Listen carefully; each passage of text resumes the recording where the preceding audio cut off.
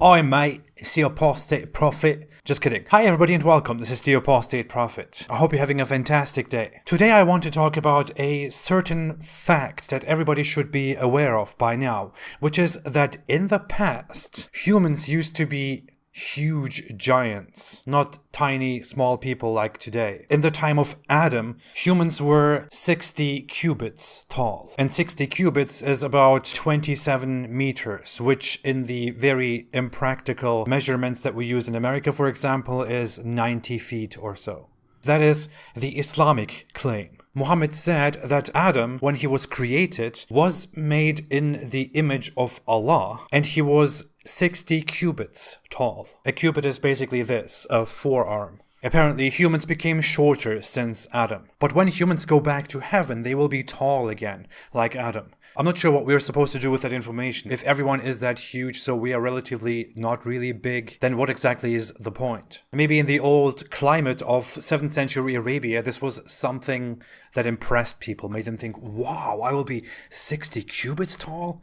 Amazing, look at that, 1, 2, 3. One of those hadiths is this one, for example, in Sahih Bukhari, where Muhammad says, Allah created Adam, making him 60 cubits tall. When he created him, he said to him, go and greet that group of angels and listen to their reply, for it will be your greeting and the greeting of your offspring. So Adam said to the angels, Assalamu alaikum.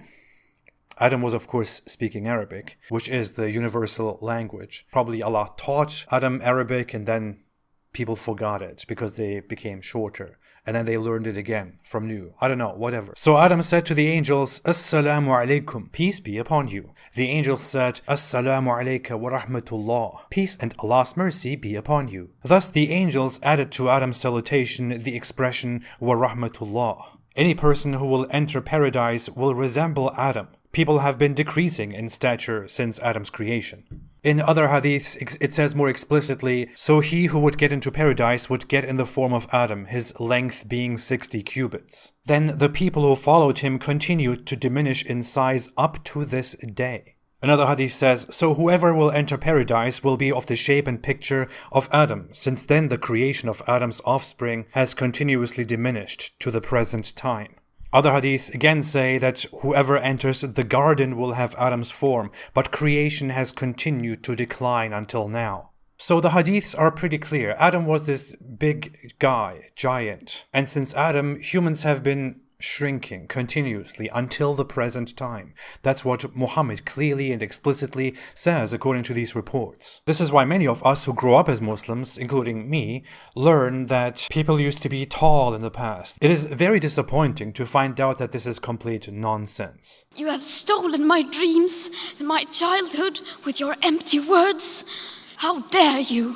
Liar! In fact, the archaeological evidence shows that there was no big difference in the size, the height of humans over thousands of years. Humans have roughly remained at the same size, become taller and shorter over time. And right now, the average human is actually taller than 2 centuries ago, for example. Since the archaeological evidence is very obvious, and since we clearly know that it is nonsense, that it cannot be right that humans were extremely tall, 60 cubits, Muslim scholars have tried to reinterpret Muhammad's words here. One explanation which comes up is that when Muhammad says that Adam was 60 cubits tall, then what he means is that Adam was 60 cubits tall in paradise and not on earth. When he was put on the earth, he became small, like us. And when we go there, not me, I will go to hell. When Muslims go there, they will become giants again, for no reason. And at first, that seems to make sense. Yeah, okay, that's a good explanation. It removes the contradiction with reality. But then when you go back to the text, to the hadiths, they clearly say that humans have, ever since, continued to become smaller. Many Muslim apologists and scholars, when answering these doubts, omit this part. They do this because they lie to themselves. Because when they see a clear problem, a flaw, they have to somehow reinterpret it and reaffirm their faith. But there are other scholars who make a different attempt and who do consider those final words, and they try to change those words and change the interpretations. They try to say, oh, we just misunderstood this. What this actually means is that Adam Adam was 60 cubits tall, but people after him on earth, including Adam when he was on earth, were actually smaller. And they say that's what Muhammad meant when he said humans have been decreasing in size. But that doesn't really make sense. It's not factually correct. It is linguistically inaccurate. The reports clearly and explicitly say that humans have been continuously getting smaller up until today. Which is why early Muslim scholars and many other Muslim scholars have believed for a long time that humans were indeed very tall and that they have indeed been shrinking. Some scholars have rejected the archaeological and logical evidence, clinging on to Muhammad's words as the absolute truth, while others have tried to somehow argue that this is possible and that we simply do not comprehend this. But the reality is quite clear. Muhammad, according to these authentic reports by Islamic standards, said something that is maybe easy for somebody to believe in who lived in the 7th century in Arabia, but which is in reality a very absurd claim from our modern, more educated, more enlightened eyes and minds. And this is another sign which shows that Muhammad was not knowledgeable, did not have some secret, fantastic knowledge, that he did make false claims, that he lied. Unless, of course, we want to dismiss these specific hadiths as wrong, although they are authentic by Islamic standards, but we dismiss them as wrong simply because they don't make sense to us. If we do that, however, then there is no end to dismissing hadiths based on our standards arbitrarily. And going by that, we can dismiss hadith after hadith and eradicate Islamic beliefs.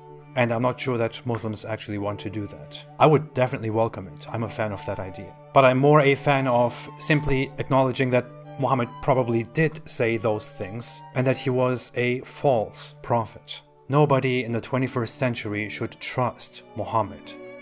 Thanks for watching. If you like this video, don't forget to like, to subscribe, and to share. If you don't like this video, you can dislike and leave. I will still continue making videos because I'm a very tough guy. I will be back. Have a fantastic day and stay away from Islam.